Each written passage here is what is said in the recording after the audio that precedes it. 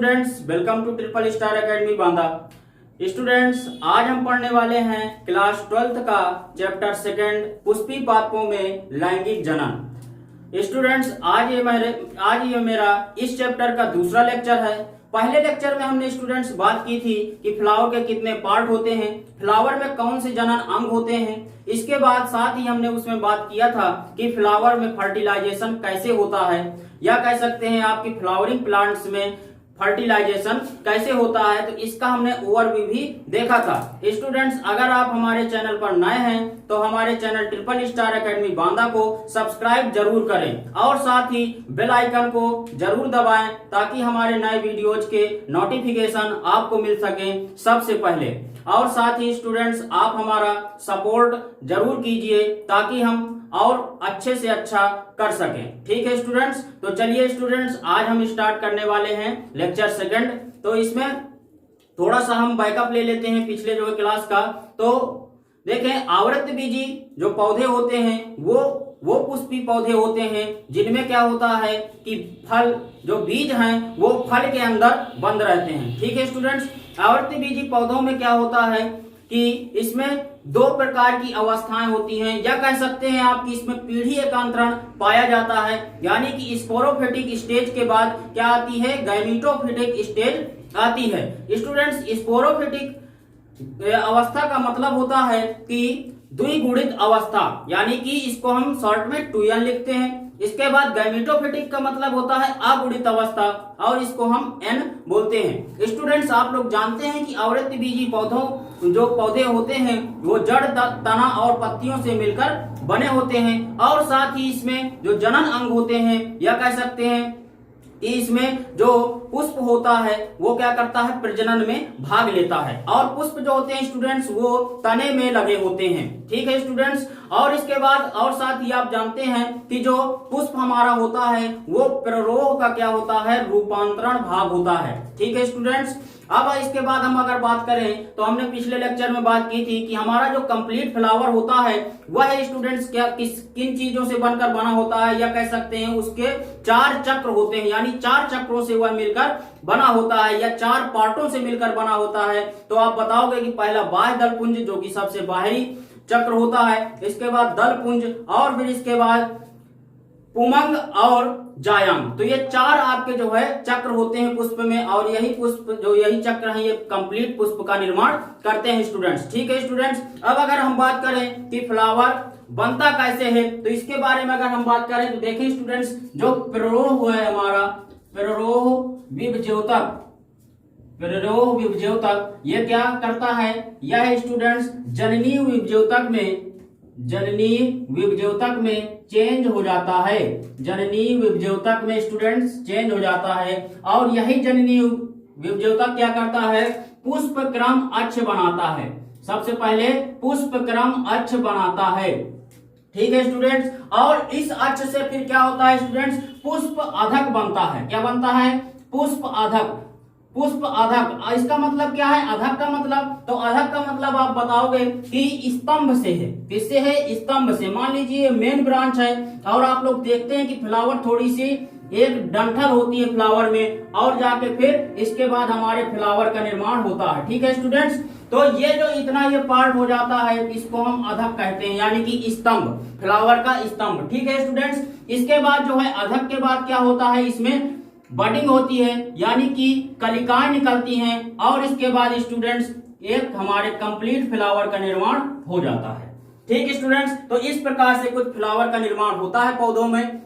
अब इसके बाद हम क्या बात करेंगे, इसके बाद आपने देखा कि हम इसमें पहली हेडिंग जो पढ़ी हुई है कि pre fertilisation structures and events, इसके बारे में आज स्टूडेंट्स इस लेक्चर में बात करने वाले हैं। तो प्री फर्टिलाइजेशन क्या है, फर्टिलाइजेशन क्या है, पोस्ट फर्टिलाइजेशन क्या है, तो यह मैं आपको पहले चैप्टर में बता चुका हूं, जीवों में जनन वाले चैप्टर में, कि उसमें मैंने बताया था कि सेक्सुअल रिप्रोडक्शन जो होता है उसकी 3 घटनाएं होती हैं, प्री फर्टिलाइजेशन, फर्टिलाइजेशन और पोस्ट फर्टिलाइजेशन। स्टूडेंट्स, अगर हम इसकी बात करें कि ये क्या है तो इसको मैं आपको सिंपल वे पर समझाने का प्रयास करता हूं कि जो प्री फर्टिलाइजेशन है तो समझ लीजिए कि आपको किसी शादी में जाना है। ठीक, एक शादी समारोह में जाना है, तो आप क्या करेंगे कि पहले शादी में जाने के लिए घर पर बढ़िया अच्छे से तैयार होंगे। क्या होंगे? बहुत अच्छे से तैयार होंगे, अच्छे नए कपड़े पहनेंगे।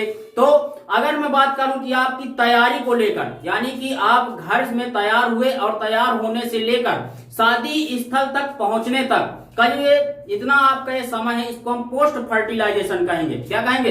पोस्ट फर्टिलाइजेशन, यानी कि ये जो आपकी घटना हुई इसको हम क्या कहेंगे? Post fertilisation. सेम इसी प्रकार पौधों में होता है कि क्या होता है कि जब पुष्प जो होते हैं तो वो क्या होते हैं? पहले तैयार होते हैं, यानी कि फर्टिलाइजेशन करने के लिए पहले उनको तैयारी की, प्री प्लानिंग की आवश्यकता होती है। इसके बाद वो फर्टिलाइजेशन में भाग लेते हैं स्टूडेंट्स। ठीक है, इसके बाद आप क्या करोगे कि शादी में आप पहुंच गए, तो शादी में आप गए क्यों? मेनली क्यों गए आप? तो मैं बताऊंगा आपको। मेनली आप रसगुल्ला खाने गए। ठीक है स्टूडेंट, क्या खाने गए? रसगुल्ला खाने। तो अब आप क्या करेंगे? शादी में पहुंचे, जहां खाना चालू हुआ सीधा टूट पड़े रसगुल्ले में। ठीक है स्टूडेंट, तो जब रसगुल्ला आपने खाया तो सपोज कीजिए कि वो रसगुल्ला आपका फर्टिलाइजेशन है, यानी कि आप तैयार किसके लिए हुए थे? रसगुल्ले के लिए। सेम इसी प्रकार पुष्प क्या करते हैं? तैयार होते हैं फर्टिलाइजेशन करने के लिए। और स्टूडेंट इसके बाद आप क्या करोगे कि थोड़ी बहुत घूमो फिरोगे खाना खाने के बाद, और इसके बाद घर चले आएंगे। तो फिर से जो प्रक्रिया है वहां से घर तक आने की, तो ये पोस्ट फर्टिलाइजेशन हो जाएगा, यानी कि बाद की प्रक्रिया हो जाएगी। तो स्टूडेंट्स अगर मैं आपको बताऊं कि पोस्ट फर्टिलाइजेशन क्या है, तो सरल भाषा में आप बताओगे कि गैमीट्स का निर्माण होना। क्या होना स्टूडेंट्स? गैमीट्स का निर्माण होना। और गैमीट्स का निर्माण कैसे होता है? एक मेल गैमीट्स होते हैं और एक जो है फीमेल गैमीट्स होते हैं। और इसके बाद फर्टिलाइजेशन आप क्या बताओगे कि फर्टिलाइजेशन में क्या होता है? मेल और फीमेल गैमीट्स दोनों क्या हो जाते हैं? फ्यूज हो जाते हैं आपस में, यानी कि सनलाइट हो जाते हैं, और सनलाइट होने के बाद जाइगोट का निर्माण कर लेते हैं। तो ये स्टूडेंट्स प्रक्रिया, इतनी घटना आपकी क्या होती है? फर्टिलाइजेशन। इसके बाद अगर हम बात करें स्टूडेंट्स पोस्ट फर्टिलाइजेशन की, तो पोस्ट फर्टिलाइजेशन क्या है? तो उसमें आप बताओगे कि जाइगोट के बाद बीज का निर्माण होना। क्या होना स्टूडेंट्स? बीज का निर्माण होना, और बीज से नए पौधे का निर्माण हो जाना। इसको हम क्या कहते हैं स्टूडेंट्स? Post fertilisation. ठीक है स्टूडेंट्स, तो मैंने आपको पिछले लेक्चर्स में बताया था कि जो पौधे होते हैं उसमें भ्रूण का निर्माण नहीं होता, जबकि उसमें बीज का निर्माण होता है। ठीक है स्टूडेंट्स, और बीज से क्या होता है? नए जो है फल का निर्माण होता है। तो क्या करते हैं आप लोग? फल खा लेते हैं, यानी कि फल में जो गूदा वाला भाग है उसको आप लोग खा लेते हैं, और जो बीज उसके होते हैं उसको आप फेंक देते हैं। जैसे उसको फेंक देते हैं तो क्या होता है कि उससे नए पौधे का निर्माण हो जाता है। तो उससे क्या हुआ कि जो है आप कह सकते हो जिस पादप का आपने फल खाया, तो उस पादप का वो क्या हो जाएगा स्टूडेंट? संतान हो जाएगी, यानी नए पौधे का निकलना, उसकी क्या हो जाएगी? वो संतान हो जाएगी। स्टूडेंट्स आपको ये समझ में आया होगा कि प्री फर्टिलाइजेशन क्या है, फर्टिलाइजेशन क्या है, और पोस्ट फर्टिलाइजेशन क्या है। तो स्टूडेंट्स अब हम बात करेंगे कि गैमीट्स का निर्माण कैसे होता है। तो उसके निर्माण के लिए स्टूडेंट्स हमें पहले पढ़ना होगा कि पुमंग क्या है। ठीक है स्टूडेंट्स, तो इसमें हम बात करेंगे पुमंग की। तो हेडिंग डाल लीजिए स्टूडेंट्स पुमंग। कॉपी और पेन लेकर अवश्य बैठे, क्योंकि ये थोड़ा सा चैप्टर कठिन जरूर है, लेकिन अगर आप समझ जाएंगे तो बहुत ही सरल लगेगा। स्टूडेंट देखें, पहले हम बात करते हैं पुमंग की, यानी कि पुमंग को हम क्या कहते हैं? एंड्रोसियम। इंग्लिश में क्या कहते हैं स्टूडेंट्स? एंड्रोसियम। अच्छा, इसी को एक और हम नाम देख सकते हैं स्टूडेंट्स, इसको हम कह सकते हैं सूक्ष्म बीजाणुपर्ण। क्या कह सकते हैं? सूक्ष्म बीजाणुपर्ण स्टूडेंट्स। ठीक, और इसको हम इंग्लिश में कहेंगे माइक्रोस्पोरोफिल। क्या कहेंगे स्टूडेंट्स? माइक्रोस्पोरोफिल। ठीक, तो अब देखें स्टूडेंट्स, पुमंग जो होता है तो वो आप लोग जानते हैं, आपने पिछले जो है लेक्चर में आपने पढ़ा था कि पुमंग क्या होता है। ये मान लीजिए मैंने एक जो है जायांग बनाई, और इसी जायांग के पास से क्या होते हैं कि ये इस प्रकार से आपके पुमंग या स्टेमेन लगे होते हैं। अच्छा, अब देखिए स्टूडेंट्स, आप लोग फ्लावर देखे होंगे, तो फ्लावर में आप लोग देखे होंगे कि बीच में तो एक जो है थोड़ा सा मोटा सा पतला सा, और इन जो है जो स्टेमेन है यानी कि इन पुंकेसरों से लंबा होता है। तो इसको हम क्या कहते हैं? जायांग, यानी कि ये मादा जनन अंग होता है। और इसके साथ ही स्टूडेंट्स उसके घेरे में चारों तरफ गोल गोल चारों तरफ बहुत सारे संख्या में क्या लगे होते हैं, इस प्रकार के ये पुंकेसर लगे होते हैं। कहने का अर्थ मेरे ये है स्टूडेंट्स की जो पुमंग होता है वो क्या होता है, बहुत सारे एक से अधिक पुंकेसर उसमें होते हैं। क्या होते हैं, एक से अधिक पुंकेसर होते हैं और उसी को हम क्या कहते हैं, पुमंग कहते हैं स्टूडेंट्स। ठीक, तो अब स्टूडेंट्स हम बात करेंगे मेनली पुंकेसर की, इसको हम इंग्लिश में कहते हैं स्टेमन। अब देखिए स्टूडेंट स्टेमन क्या है, तो हम इस पार्ट को पढ़ेंगे, यानी कि एक यूनिट इसकी हम पढ़ेंगे। इस पुंकेसर को मान लीजिए कि हमने निकाल लिया और इस पुंकेसर में हम देखेंगे स्टूडेंट्स कि क्या क्या चीजें होती हैं। तो देखें अगर स्टूडेंट्स हम, तो ऊपर की तरफ ये आपका इस प्रकार से एक भाग बन गया और साथ ही नीचे की तरफ ये आपका डंठल हो गया। अच्छा, अब इनको हम कहेंगे क्या, तो देखें जो पुंकेसर होगा वो दो भागों से मिलकर बना होगा। दो भाग कौन कौन से स्टूडेंट्स, तो ये आपका हो गया पहला एंथर, यानी कि इसको हम हिंदी में कहेंगे परागकोश, और इसके बाद इसको हम कहेंगे स्टूडेंट्स पुतंतु, और इसको इंग्लिश में हम कहते हैं फिलामेंट। क्या कहते हैं स्टूडेंट्स, फिलामेंट। ठीक, तो इसके दो भाग हो गए पुंकेसर के, एक एंथर और दूसरा फिलामेंट। ठीक है स्टूडेंट्स, जो एंथर वाला भाग होता है स्टूडेंट्स वो क्या होता है, वो बाइलोब्ड होता है। आपको दिख रहे होंगे इसमें दो पाले हैं, यानी कि ये कैसा होता है स्टूडेंट्स, बाइलोब्ड होता है। और यही जो बाइलोब्ड है ये क्या होते हैं, एक महीन संयोजी द्वारा जुड़े होते हैं। किससे, एक महीन संयोजी द्वारा जुड़े होते हैं। अगर मैं आपको संयोजी दिखाऊं इसमें, तो इस प्रकार से ये संयोजी होगा, यानी कि ये वाला पार्ट जो आपको दिख रहा है इतना, ये इसका क्या हो गया स्टूडेंट्स, संयोजी हो गया, यानी कनेक्टिव हो गया। दो जो है पालों को जोड़ने वाला ये एक प्रकार से ऊतक आप कह सकते हैं, ये हो गया। ठीक है स्टूडेंट्स, अगर हम बात करें पुतंतु की, तो फिलामेंट क्या होता है, तो फिलामेंट आप बताओगे कि एक पतला और लंबा ग्रंथ, इसको हम क्या कहेंगे स्टूडेंट्स, फिलामेंट कहते हैं। ठीक है स्टूडेंट्स, अब हम बात करते हैं हम मेनली परागकोश की। किसकी बात करेंगे, परागकोश की। ठीक है स्टूडेंट्स, तो देखें परागकोश जो होता है, परागकोश हेडिंग डाल लीजिए, इंपॉर्टेंट दी है स्टूडेंट्स ये। तो देखें परागकोश हम पढ़ेंगे, परागकोश, इसको इंग्लिश में हम कहते हैं एंथर। स्टूडेंट्स थोड़ा सा वीडियो लंबा हो सकता है, तो मैं आपको सजेस्ट करूंगा कि वीडियो को अंत तक अवश्य देखें, ताकि जो है आपको इस क्लास का अच्छा बेनिफिट मिल सके। अगर कहीं पर आपने स्किप किया तो ये आपके हाथ से ये टॉपिक निकल जा सकता है। ठीक है स्टूडेंट्स, तो देखें परागकोश क्या है, तो परागकोश जो होता है वो आप बताओगे कि नर जनन अंग होता है। क्या होता है स्टूडेंट्स, नर जनन अंग। ठीक, या कह सकते हैं जो पुंमंग है या पुंकेसर है वो क्या होता है, नर जनन अंग होता है। ठीक, और इन्हीं पुंकेसरों में, ये इन्हीं परागकोशों में क्या होता है स्टूडेंट्स, बहुत सारे क्या होते हैं, पॉलन ग्रेन्स होते हैं। क्या होते हैं, पॉलन ग्रेन्स। ठीक, हिंदी में इसको हम कहते हैं परागकण। क्या कहते हैं, परागकण। ठीक, इसी को हम एक नाम और दे सकते हैं, माइक्रोस्पोर्स। क्या दे सकते हैं, माइक्रोस्पोर्स, यानी कि सूक्ष्म बीजाणु। ठीक है स्टूडेंट्स, तो पॉलन ग्रेन्स और माइक्रोस्पोर्स किसमें पाए जाते हैं, परागकोश में पाए जाते हैं। ठीक है स्टूडेंट्स, अब देखें हम, अगर हम बात करें परागकोश जब क्या होता है, ये कब पाए जाते हैं, जब ये मेच्योर होता है, यानी कि जब ये परिपक्वन कर लेता है, तब ये इसके अंदर पॉलन ग्रेन्स और माइक्रोस्पोर्स पाए जाते हैं। ठीक है स्टूडेंट्स, देखें अगर हम बात करें इसकी, तो अगर हम एक जो है आपको बना के दिखा देते हैं ऐसे छोटा सा,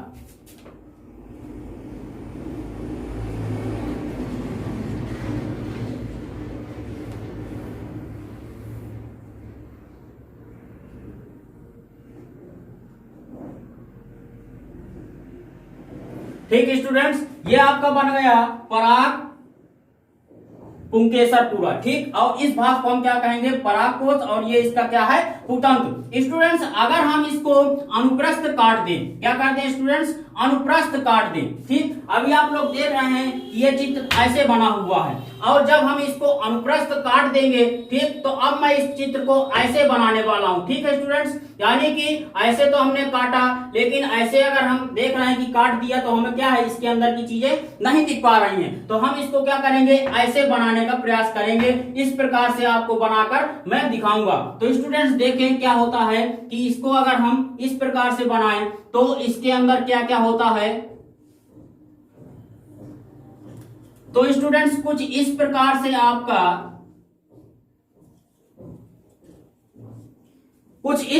से आपका जो पुंकेसर है वो दिखेगा। पुंकेसर में क्या होता है कि अंदर इसके 4 बीजाणुधानियां पाई जाती हैं। क्या पाई जाती हैं स्टूडेंट्स? 4 बीजाणुधानियां पाई जाती हैं। और इन्हीं बीजाणुधानियों के अंदर क्या होता है कि पॉलन ग्रेन्स भरे होते हैं। क्या भरे होते हैं स्टूडेंट्स? पॉलन ग्रेन भरे होते हैं। ठीक है स्टूडेंट्स। अब इसके बाद अगर हम बात करें तो ये बीचों बीच इसके एक कनेक्टिव होता है। क्या होगा? कनेक्टिव होगा। और यहीं पर इसका वास्कुलर बंडल होता है। यानी कि क्या होगा कि इसको हम कहेंगे, आप वास्कुलर बंडल को क्या कहेंगे? शॉर्ट में वीबी भी कह सकते हैं। ठीक है, संवहन बंडल हिंदी में कहते हैं स्टूडेंट। तो देखें इसके अंदर ये 4 बीजाणुधानियां, यानी कि कह सकते हैं कि एक परागकोश में 4 कक्षें होती हैं या 4 चैम्बर होते हैं। और वो 4 चैम्बरों को हम क्या कहते हैं? बीजाणुधानियां। क्या कहेंगे? बीजाणुधानियां। ठीक है स्टूडेंट्स। अब देखें ये जो माइक्रोस्पोरेंजियम है या कह सकते हैं माइक्रोस्पोरेंजिया जो 4 हैं, ठीक, सूक्ष्म बीजाणुधानियां हैं। तो इनके क्या होता है कि जब आगे इनका परिपक्वन होता है धीरे धीरे तो क्या होगा कि इस भाग को हम स्टोमियम कहते हैं। क्या कहते हैं स्टूडेंट्स? स्टोमियम। इस भाग को, ये जहां से मुड़ा हुआ है, इसको हम स्टोमियम और इसको भी हम स्टोमियम कहते हैं। क्या होता है स्टूडेंट्स कि कुछ ही दिनों में क्या होगा कि जो ये कनेक्टिव है ये क्या होता है कि नष्ट हो जाता है। ठीक है, नष्ट हो जाएगा। और क्या होगा कि ये धीरे धीरे जो है आपस में मिल जाते हैं। ठीक, ये लोग धीरे धीरे आपस में मिल जाएंगे। और कह सकते हैं कि ये जो दो आपको एक एक जो है पाले में दिख रही है स्पोरेंजियम, तो ये क्या हो जाएंगी? एक एक बन जाती हैं। यानी कि 4 के बाद ये क्या हो जाएंगी? 2 स्पोरेंजिया ही रह जाएंगी। ठीक है स्टूडेंट्स। और जब ये 2 स्पोरेंजिया रह जाती हैं तो क्या होता है कि फिर स्टोमियम जो होता है वो क्या हो जाता है? अंदर की तरफ ऐसे मुड़ जाता है। ठीक है स्टूडेंट्स। और जब अंदर की तरफ मुड़ जाता है तो इसके अंदर के सारे जो परागकण हैं वो बाहर हवा में ऐसे निकल आते हैं। ठीक है स्टूडेंट्स। इस प्रकार से ये हवा में निकल आते हैं और जाकर दूसरे पुष्प पर बैठकर क्या करते हैं? जो है एक नए जो है पौधे का निर्माण करने के लिए, या कह सकते हैं नए बीज का निर्माण करने के लिए फर्टिलाइजेशन की क्रिया में भाग लेते हैं। ठीक है, परागकोश का विकास यानी कि डेवलपमेंट ऑफ एंथर। ठीक है स्टूडेंट्स। तो जो परागकोश का विकास होता है, ठीक, वो एक यंग टीएस लेने के बाद जो है आपको समझ में आएगा। एक हम जो है परागकोश का क्या ले लेंगे? यंग टीएस, यानी कि तरुण जो है ट्रांसवर्स सेक्शन ले लेंगे। ठीक है स्टूडेंट्स। और उसमें हम देखेंगे कि कितनी जो है क्या क्या इसमें चेंजेस होते हैं। तो ये आपको यहां से लेकर पूरा एक मैंने चक्र बना दिया है। तो सबसे पहले तो स्टूडेंट्स आप इसको नोट कर लीजिए या बना लीजिए थोड़ा सा पॉज करके, या तो मैं कहूंगा कि आप स्क्रीनशॉट इसका ले लीजिए। ठीक है स्टूडेंट्स। तो आपको अच्छे से समझ में आएगा। इसके बाद एक एक हम स्टेप समझते चलेंगे। ठीक है स्टूडेंट्स। तो देखिए परागकोश के अंदर पॉलन ग्रेन्स का जो निर्माण होता है उसको हम सूक्ष्म बीजाणु जनन कहते हैं। क्या कहेंगे? माइक्रोस्पोरोजेनेसिस कहेंगे। क्या कहेंगे इंग्लिश में? माइक्रोस्पोरोजेनेसिस। ठीक, तो अब इसको हम समझते हैं कि ये पॉलन ग्रेन्स का जो है विकास कैसे होता है परागकोश के अंदर, और हम एक जो है पॉलन ग्रेन बनाएंगे। ठीक है स्टूडेंट्स। देखें तो सबसे पहले क्या हुआ कि हम जब यंग टीएस लेंगे तो क्या होगा, उसमें हमको इस प्रकार का कुछ ओवल शेप्ड दिखेगा, यानी कि एक अंडेकार संरचना दिखेगी। और उस अंडेकार संरचना में स्टूडेंट्स बाहर की तरफ एपिडर्मिस होगा। क्या होगा बाहर की तरफ? ये पूरा ये एपिडर्मिस होगा बाहर की तरफ। और इसके बाद जो ये एपिडर्मिस होगा वो मेरिस्टेमेटिक सेल्स यानी कि विभज्योतक कोशिकाओं के द्वारा घिरा होगा। क्या होगा? विभज्योतक कोशिकाओं के द्वारा घिरा होगा। ये बहुत सारी सेल्स आप देख रहे हैं, ये मेरिस्टेमेटिक सेल्स हैं। ठीक है स्टूडेंट्स। आगे अगर हम बात करें तो फिर ये क्या होगा, जो ये ओवल शेप्ड यंग टीएस है ये क्या होगा, धीरे धीरे वृद्धि करने लगेगा। क्या करने लगेगा? वृद्धि करने लगेगा। और इसमें एक प्रोकैम्बियल स्ट्रैंड बन जाएगा बीचों बीच और एक आर्ची स्पोरियल सेल बन जाएगा। ठीक है स्टूडेंट्स, यानी कि आर्ची स्पोरियल सेल में ये डिवाइड हो जाएंगी, कुछ सेल बड़ी हो जाएंगी, ठीक, उनको हम आर्ची स्पोरियल सेल कहेंगे और बीचों बीच इसके एक प्रोकैम्बियल स्ट्रैंड का निर्माण होने लगेगा। ठीक है स्टूडेंट्स, फिर क्या होगा कि जो आर्ची स्पोरियल सेल्स है वो डिवाइड होगी, ठीक, उसका क्या होगा, परिणति विभाजन होगा, पेरिक्लाइनल क्या होगा, उसका पेरिक्लाइनल डिवीजन होगा। पेरिक्लाइनल डिवीजन जब होगा तो इसमें एक जो है प्राइमरी पाराइटल सेल्स बनेंगी। प्राइमरी पाराइटल सेल्स जो होंगी स्टूडेंट्स वो बाहर की तरफ यानी कि एपिडर्मिस की तरफ बनेगी और इसके बाद इसमें एक प्राइमरी माइक्रोस्पोरोजिनस सेल बनेगी। क्या बनेगी, ये प्राइमरी माइक्रोस्पोरोजिनस सेल कहां की तरफ बनेगी, अंदर की तरफ बनेगी। यानी कह सकते हैं कि मेरिस्टेमेटिक ऊतक है जो, या कह सकते हैं कि माइक्रोस्पोरेंजिया के अंदर बनेगी, बीजाणुधानी के अंदर की तरफ प्राइमरी माइक्रोस्पोरोजिनस सेल और बाहर की तरफ प्राइमरी पाराइटल सेल्स का जो है निर्माण होगा। ठीक है स्टूडेंट्स, इसके बाद ये दोनों सेल्स क्या होंगी, बार बार विभाजित होंगी, निरंतर विभाजित होंगी और निरंतर विभाजित होने के बाद स्टूडेंट्स क्या होगा, जो ये प्राइमरी पाराइटल सेल्स हैं इनमें क्या होगा कि 2 से 3 डिवीजन के बाद क्या होगा कि एक जो है आपको एंडोथीसियम का निर्माण देखने को मिलेगा। यानी कि मैंने आपको ये एक केवल चित्र ऐसे बना दिया है पूरा। इसके विकास के बाद क्या होगा कि जब इसका और वृद्धि होगी तो इस प्रकार से पूरा चित्र बनेगा। तो स्टूडेंट्स ये सेलुलर स्ट्रक्चर नहीं है, ठीक, सेलुलर स्ट्रक्चर इसका मैंने यहाँ पर दिखाया है, इसकी थोड़ी सी कटिंग झलक इधर पर मैंने दिखा दी है आपको कि ये किस प्रकार से बना होता है सेलुलर बनाकर। ठीक है स्टूडेंट, तो अब देखिए स्टूडेंट्स इसमें क्या होगा कि जब जो है प्राइमरी पाराइटल सेल्स में 2-3 डिवीजन होंगे तो इसमें क्या बनेगा, एंडोथीसियम सेल बनेंगी। क्या बनेंगे, एंडोथीसियम सेल, ये आपको दिख रहा है एंडोथीसियम सेल बनेंगे। एंडोथीसियम सेल के बाद क्या होगा कि यह मिडिल लेयर्स का निर्माण करेंगी। तो कम से कम 1 से लेकर 5 तक मिडिल लेयर होते हैं। क्या होते हैं, मिडिल लेयर्स होती हैं। मिडिल लेयर्स के स्टूडेंट्स नीचे ठीक क्या होता है, टेपिटम होता है। क्या होता है स्टूडेंट्स, टेपिटम, ये वाला भाग आपको दिख रहा होगा, ये टेपिटम हो गया और ये हरे भाग से दिख रहा है आपको ये मिडिल लेयर्स हो गए। इसके बाद स्टूडेंट्स क्या होता है कि ये जो मिडिल लेयर्स हैं ये सारी लेयर्स क्या हो जाती हैं, धीरे धीरे नष्ट हो जाती हैं और यह क्या करती हैं, पॉलन ग्रेन्स के जो है पोषण में भाग लेती हैं। इसमें यानी कि परागकण के पोषण में ये मिडिल लेयर्स भाग लेती हैं। स्टूडेंट्स प्राइमरी पाराइटल सेल्स की बात हो गई, अब हम बात करेंगे प्राइमरी माइक्रोस्पोरोजिनस सेल की। तो ये जो प्राइमरी माइक्रोस्पोरोजिनस सेल है तो इसमें कम से कम 2 से लेकर 7 तक के विभाजन होते रहते हैं और इसके बाद क्या होगा कि यह क्या बनाती है, MMCS, क्या बनाएगी, MMCS यानी कि microspore mother cells, microsporangia mother cells, ठीक, ये बनाएंगी। तो आपको इसके अंदर दिख रहा है कि बहुत सारी माइक्रोस्पोरेंजिया मदर सेल्स हैं, ठीक, और इन्हीं माइक्रोस्पोरेंजिया मदर सेल्स से क्या होगा कि माइक्रोस्पोर्स का निर्माण हो जाएगा। इसका स्टूडेंट्स माइक्रोस्पोर्स का निर्माण होगा और कब यह होगा, जब यह अर्धसूत्री विभाजन करेंगी। क्या करेंगी, अर्धसूत्री विभाजन। तो स्टूडेंट्स अभी तक आपने देखा कि यहां तक आपका 2n स्टेज चल रही थी यानी कि स्पोरोफाइटिक स्टेज चल रही थी। इसके बाद जैसे ही पॉलन ग्रेन्स का निर्माण होगा तो ये क्या हो जाएंगी, गैमीटोफिटिक स्टेज में पहुंच जाएंगी। अर्थात कहने का मतलब कि ये आपके जो पॉलन ग्रेन्स हैं इन्हीं के अंदर गैमीट्स का निर्माण होता है स्टूडेंट, यानी कि मेल गैमीट्स इन्हीं के अंदर बनेंगे और यही जो मेल गैमीट्स हैं ये क्या करेंगे, जो आपकी वर्तिकाग्र होगी, ठीक, यानी कि फीमेल रिप्रोडक्टिव सिस्टम होगा तो उसमें क्या करेंगे, जाके बैठ जाएंगे। क्या करते हैं स्टूडेंट्स, ये जाके बैठ जाते हैं और इसके बाद नीचे एक ट्यूब बनाते हैं, ठीक, और इस ट्यूब को हम क्या कहते हैं, जनन नलिका। ठीक है स्टूडेंट्स, इसको हम कहते हैं जनन नलिका।